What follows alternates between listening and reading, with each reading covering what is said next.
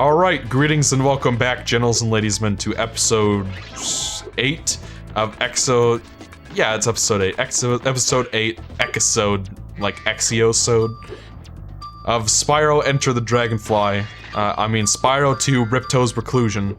That's the official name I'm going with from now on. There are 2 skill points in the stage. The first skill point you get from destroying all these cacti. And see, we got the blue butterfly, so this time I don't need to wander around the stage looking for it.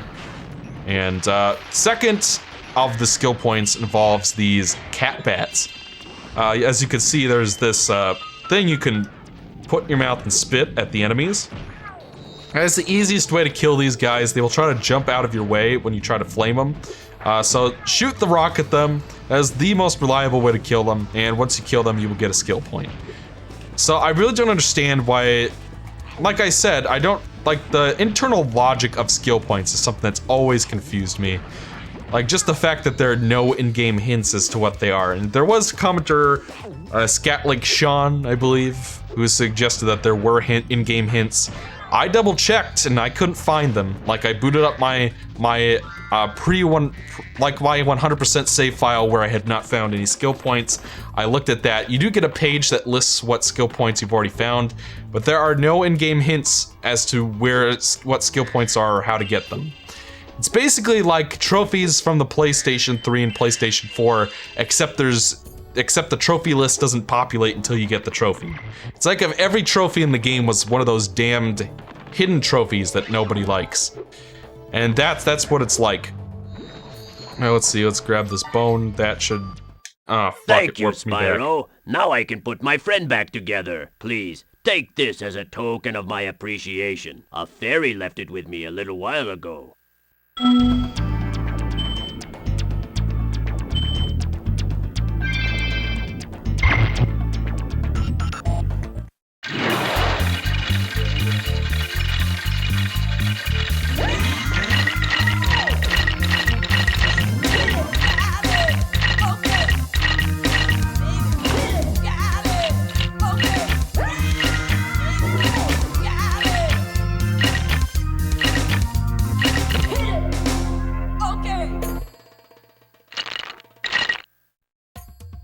Alright, so that's all there is to that.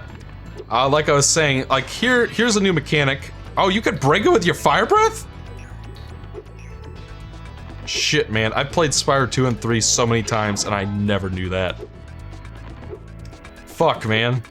Yeah, so you could totally flame them if you want. Here, let's... No, that wasn't a fluke. You could totally flame them. Okay, so these are the mystery jars, and they will be showing up in, I think, every level from now on. Like, the only Autumn Plains level where they don't appear is Crystal Glacier. Basically, the gimmick with those guys is that they will randomly reappear in different parts of the stage. And thankfully, to minimize backtracking, they basically go along a linear path backwards through the level. So if you save it for last, you can pretty much minimize any backtracking. Like, I do feel like even beyond, like, having to come back to stages later kind of backtracking, there's a lot more internal backtracking within stages than there was in Spyro 1. Like, Spyro 1, like, I remember Dark Hollow, you had to grab the key and come back for that. Speaking of which, the keys and stuff are totally gone. Which is something I only just... Oh yeah, I know where the last gems are. They're in... We got cut off from grabbing these baskets up here by grabbing the last bones. That's it. That's the stage. We found both the skill points, so now we can leave.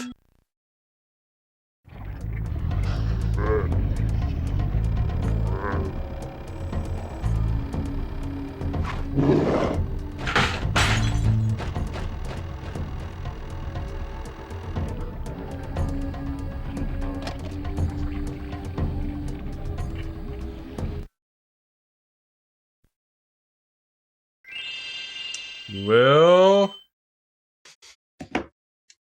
I think that caveman died and that other caveman stole his camera. That was the joke. Did you laugh? I don't think I laughed. But I'm also a miserable bastard. Anyways, we're gonna go to 2 of my favorite stages. I take it back. We're gonna go to 2 of the most interesting stages in the game next. It's one of it's one case where I think Spyro 2's world building really shines.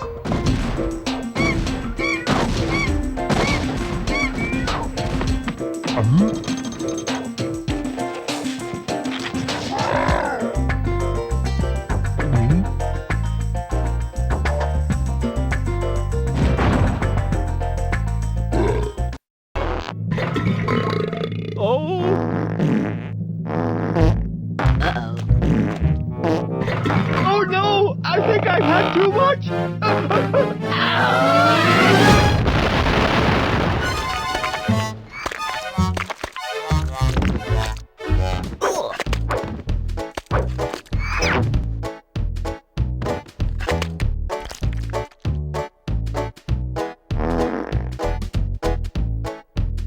Alright, so there's another case where a guy doesn't die. Okay, Spyro. Looks like we got us a bit of a situation here. The Breeze Builders have got us pinned down, and we've been waiting for a volunteer to blow up their munitions building. Looks like you're it. Okay, so where to begin? So you might have noticed that Colonel Blub did not mention Ripto at all. Ripto has nothing to do with what is happening in this stage at all. And if he does have something to do with it, it's not mentioned at all. Dropping another breadcrumb. I promise there will be a payoff to this later on when I discuss the story in more depth. But it's worth noting, there's no Ripto here, there's no mention of Ripto or his minions whatsoever. Not one. Okay, so now I can get into the positives with this level. Okay, so the positive is, you might have noticed that the enemies here are called Breeze Builders. And the Colonel Blub we just met, he's part of the species called the Landlubbers. And the Landlubbers and the Breeze Builders are mortal enemies, and they're at war with each other. And there are actually two stages in this game. One where you help the Breeze Builders to defeat the Landlubbers, and another stage where you help the Landlubbers, this stage, to defeat the Breeze Builders. And I've always thought that that was one of the most clever cases of world building in Spyro 2 as a whole. Like, Avalar, in my opinion, is a more interesting world than the Dragon Realms, but I think the Forgotten Realms have it beat hands down, and I don't know, we'll get to that later. But I do have to say, like, compared to Spyro 1 at the very least, these levels are much more distinct, the inhabitants are much more memorable, and I feel like one of the most brilliant uses of world building in this game, in terms of how Avalar is fleshed out as a place and made to feel like a real living, breathing place, is the conflict between the Breeze Builders and the Landlubbers. We don't know why they're fighting or how long. That cannon just ain't working for me. Do you think you can blast that bird, soldier? Jump up here and give it a try. Like, we don't know why the Landlubbers and Breeze Builders are fighting. We don't know how it started. Maybe it was Ripto, like maybe Ripto did a he said, she said kind of thing, and then it, you know, devolved into a conflict from there. Maybe that's what happened. Let's go kill this Breeze Builder real quick. But they are fighting, and they, by the way, new mechanic, one that gets a considerable amount of, actually it's only used in a couple stages. It's used all the time in Spyro 3. Not so much in this game, but, you know, still, whatever. Here's a little clever bit, like you have to look behind yourself and blast open this door.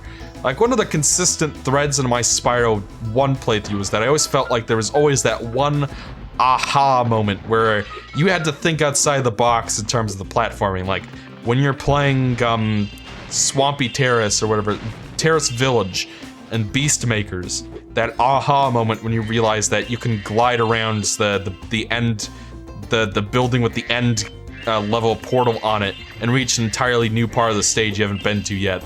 That part in Dry Town where you have to glide around the building you start in, and there's a bunch of 25 gems behind it. You know, little moments like that where they make you think about the 3D environments and think outside the box and be creative and clever. Like, pretty much every level in Spyro 1 did something like that, and it's one of the reasons why I really feel like people have not properly acknowledged how good the level design in Spyro 1 is when you really stop it and you know, examine it. Spyro 2, I find, doesn't really have as much of that in it. Like, usually there's at least like one metal chest that you need a rocket to blow up or something like that. But when it comes to those aha moments, they're fewer and farther between, and when they are there, they're much easier to figure out. And that to me is one thing I can definitely give Spyro 1 credit for of this, is I feel like the level design in that game was a bit more clever and interesting. I mean, like, certainly the visual motifs of the levels in Spyro 2 are more interesting and varied, but in terms of how the levels themselves are structured, like, I feel like the game Spyro 2 has a stronger start than Spyro 1. Like, levels like Dark Hollow and Stonehill are like the easiest fucking levels ever, and even then, Peacekeepers is still pretty easy. Magic Crafters is where it really starts to pick up, and it feels like Spyro 2 starts out on Magic Crafters levels of complexity, but ends on Beastmaker levels of complexity. It never quite reaches Nork Harbor or Nasty World. Never quite reaches the complexity of Dreamweaver's and Nasty's World. Like, some of the best Spyro levels ever made are in Dreamweaver's. Just in terms of length and challenge and, you know, being creative and thinking about how you progress. There's no moment in Spyro 2 that echoes Dark Passage where you have to be creative and think to jump to a lower level to proceed to the second half of the stage. There's nothing like that in Spyro 2 at all. It's much more straightforward, which makes it much more accessible and much, you know, certainly, like I've been saying, like I even said in my Spyro 1 playthrough, I think that if you're gonna start somewhere in the Spyro series, Spyro 2 is a good place to start because of how easy and accessible it is. But overall, I feel like Spyro 1, even though it had easier levels to begin with and more variance and difficulty, I feel like the best levels in Spyro 1 are better than the best levels in Spyro 2. Wow! What an explosion! It sure is a good thing I had my helmet on. Oh yeah, the Colonel wanted me to give this talisman to you if you got through the Breeze Builder defenses. Good job, soldier! And while you remember, please note that in order to fight the boss and proceed to the next part of the game, we are required to find all of the talismans. The talismans are what unlock the door to the boss so that you can proceed to the next part of the game. Let's put a pin on that. But it's time to talk about this side quest that I am personally have some beef with. This guy here can explain it for us. My name is Little Bo Peep, and I have lost my Cowlicks. With these battles going on all the time, they keep running away. Can you help me get them back into my pen? Yeah, you gotta help me get these. Hey there, young man, you gotta help me get these Cowlicks back into the pen before Hillary comes back. I don't know where that joke came from, but that guy's voice reminds me of President Phyronix from the Ratchet and Clank games. He's the president from Up Your Arsenal, and I think he shows up in a couple other games, but yeah. And he was basically just Bill Clinton. Pretty much. But regardless, this Cowlick mission is not a bad mission. It's not an offensive mission. It's not a mission that's gonna prevent you from getting 100%. I need to stress that. But I find it to be one of the most tedious missions in the game. In fact, I find Zephyr to be one of the most tedious levels in the game that doesn't involve backtracking. Because the level itself has so much backtracking built into it that you can't skip or avoid. And there are ways to make this more efficient, don't get me wrong. And I do appreciate that you have those options. By the way, our mystery jar is up here, and that'll probably end up being the last thing we do on this stage. But basically what we've got to do is, and you know, if the only side quests in this level was rescuing the Cowlicks, it'd be fine, you know. Problem is, this is not the only tedious kind of long-running side quest in the stage, unfortunately. And the fact that 2 of the longest and most stretched out side quests in the game are in one level.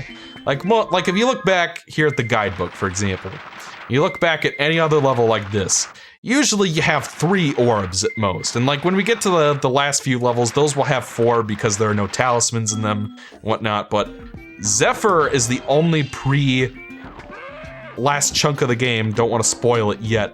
It's the only side quest before the last chunk of the game, or the only stage before the last chunk of the game that has 4 orbs in it.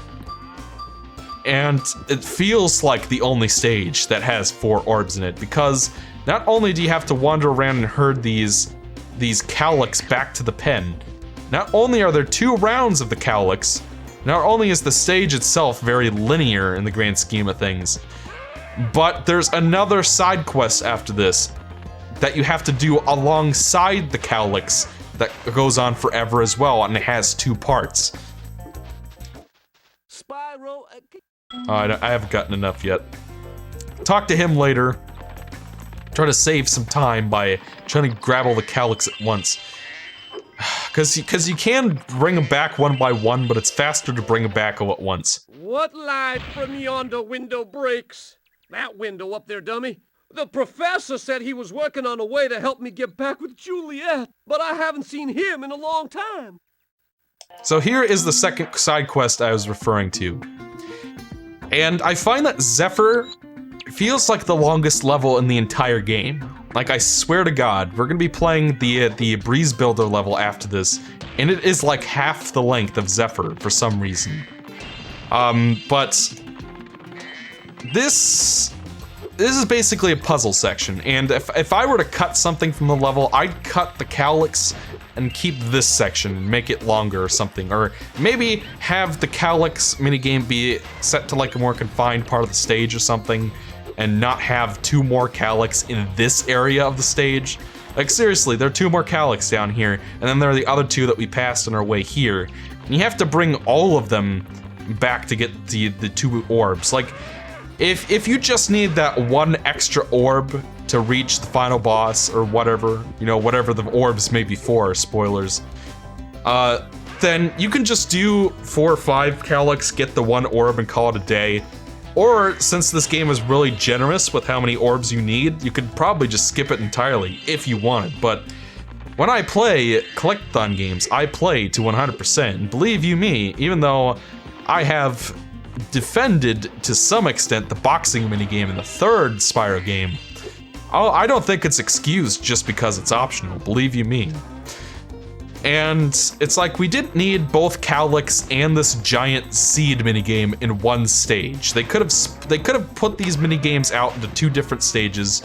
They could have shortened either one of these minigames, and it would have been fine, but they cram so much stuff into this one level. It feels more like, it's almost Banjo-Kazooie levels complex, which for Spyro doesn't really fit. Banjo can get away with that because it has fewer levels that are more complex, whereas Spyro is more about fast-paced collectathon action, even with the minigames, which is something I can give Spyro 2 credit for, at the very least. So these guys are over here. Now we're gonna go finish the minigame real quick. There's, the professor is over here. He will give us a seed, and that'll allow us to proceed with the minigame. Proceed, huh? Spyro, my boy, I've got a magic bean, seed, for you in here somewhere. Here it is. Why don't you plant it in the ground and see what grows? Aiming the seed by holding down the triangle button will make this easier.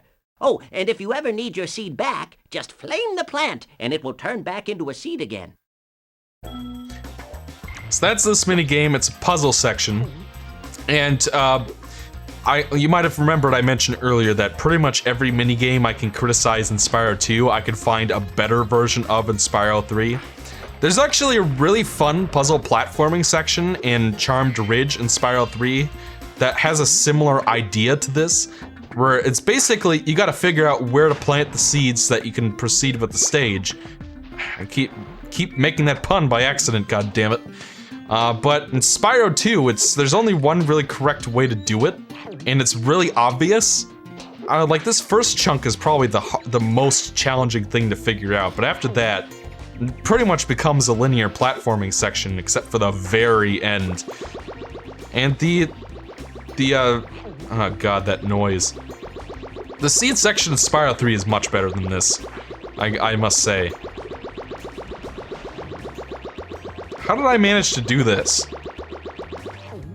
Okay, you can get it off the wall, that's good news. I thought I was gonna have to commit Sudoku or something and reset the minigame, but here's the third seed. Once you grab that, you can plant it over there and then get up to that platform up there. And from here, it just becomes a linear platforming section. And it's like, already we've had to backtrack around this area like quite a bit between the Cowlicks and the seeds themselves. And just, can you see what I'm saying? I feel like this level just has a little bit too much going on in it. And, you know, like I said, if you're just going for the talisman, if you're going for like an any % sort of run of the stage where you skip stuff, it's fine. All the levels are fine when you look at them that way, but this is a collectathon, and I'm gonna judge it as the full completion experience. And in the full completion experience of the stage, I feel like by Spyro standards, this level is a bit bloated and goes on too long. And as my honest opinion on the subject. Well done, my boy! Here are 2 more seeds to get you the rest of the way. Oh, and take this with you if you don't mind. It's been cluttering up my pockets.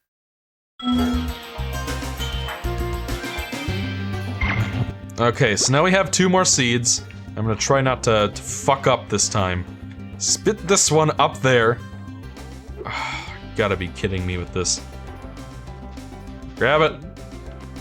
Right. I am not nice. There's a little He-Man reference for you. Masters of the Universe is actually pretty entertaining for what it... Are you fucking kidding me with this shit? Where did it go? Did I just spit it off the ledge? Please give me back the seed, Professor. Are they seriously gonna make me go all the way down there and go back? Okay. Full disclosure, this is all my fault that this ended up happening, but, you know, I shouldn't be able to spit it down there, I feel like. There should be an invisible wall or something, but whatever. Now I get to climb all the way back up, and by the way, the Professor has the power of teleportation. This is before Attack of the Rhinox, where that is a confirmed ability that he just has. He has like a teleporter device. Speaking of which, I wonder if the teleporter is in the second game. I never really use it in any Spyro game, but whatever. God damn it, I clicked the alarm. Stop beeping at me. God damn it. I set alarms so I don't forget so that the parts don't go on too long. But since we're almost done with this level, we can go on for a couple more minutes, I'm pretty sure, and it'll be just fine. Might as well wrap up the stage since we're basically done. So basically, you bring both the seeds up there, use the first one there and then the second one here, and that'll take you up to Juliet, and then the minigame's over. So it's like, none of the puzzle elements here are challenging at all. The equivalent section in Spyro 3 is actually a lot more involved puzzle-wise than this. Romeo, Romeo, wherefore art thou, Romeo? Oh, there's Romeo. You can have this. I don't need it anymore. That totally isn't Moneybag's voice actor, by the way. Oh, and by the way, to all the people at home, wherefore means why in ancient English, in Victorian English, Elizabethan, whatever the hell it is. I'm sure I alienated my UK viewers by saying that, because I honestly don't know or care which, if it's Victorian or Elizabethan. I think it's Elizabethan, because in the Shakespeare movie where he's like young, sexy Shakespeare, pretty sure Judi Dench plays Queen Elizabeth, so... I don't know. I don't know, and I don't care. But wherefore means why. The idea of the original wherefore art thou Romeo is why are you Romeo? Why did I have to fall in love with someone who is from, you know, the Montague family? Why is my true love Romeo? Why couldn't you be someone else, is what that line means. And every single piece of media that makes fun of that line always consistently misinterprets that word as meaning where instead of why, and it irks me. But I digress. So now we have to bring all these Cowlicks back. And like I said, it's easier and quicker if you just do them all at once. And I do recommend using your charge, you gotta be shitting me with this shit. Get over here. It's easier and faster if you charge at them, because they go really far really fast, but if you've got multiple ones, it's easier to do it with the flame breath. Help this guy catch up real quick, and then we'll flame them all the rest of the way. See, it gets really unwieldy if you try to do it this way. So it's like there's no real efficient, fun way to do this. It's just a kind of a chore, if I'm being honest. Either way. And I guess that's the point. Like, the idea of this minigame is it's supposed to be like, oh, you go to this part of the map and do a thing. And then that's the challenge. Fine. But did they need to be spread out so far to like 3 different sections of the stage? Thanks, Spyro. Here's a little something, you know, for the effort. So you don't have to find all of them to get an orb, but in order to fully complete the game 100%. There are 2 more Cowlicks out there somewhere, but I haven't seen them in days. In order to get 100% in the game, you do have to get all the Cowlicks and both of the orbs. It's just like, if it was just the one section kind of up over that way where I'm pointing, it would be fine, but it's the fact that, you know, you have to do that seed minigame that goes on forever, and the Cowlick minigame that goes on forever, all in one stage. Just feels like there's a little bit too much going on. Well, I am impressed. You got all 7 Cowlicks for me. Here's a fair reward.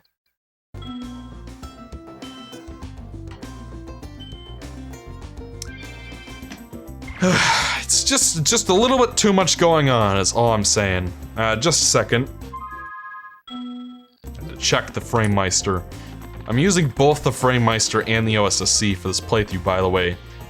This is authentic PlayStation footage you're looking at.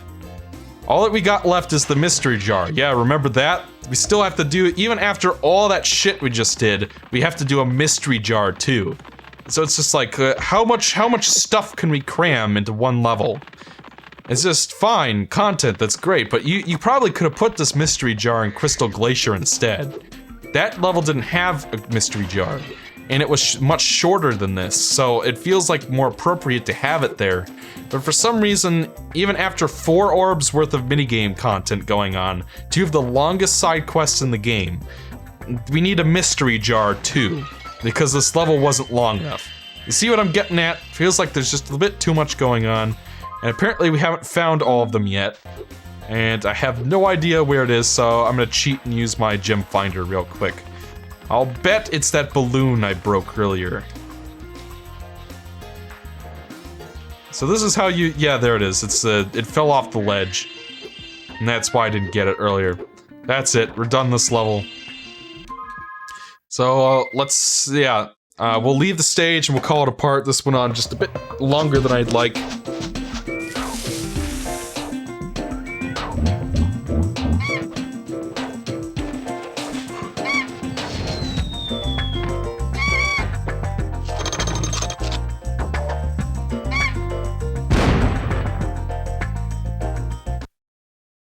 I mean, as far as slapstick, dark comedy goes, that's probably better. It feels like something you'd see in a Tom and Jerry cartoon, you know what I'm saying? The intro and outro in this stage, that's closer to what I would have done, but neither of them are funny, really. I mean, I don't even really think Tom and Jerry's all that funny either, if I'm being honest, but... You know, Conker's hilarious. Like, when Count Batula gets ground up by the grinder, that's hysterical. I think I've done too much. Oh,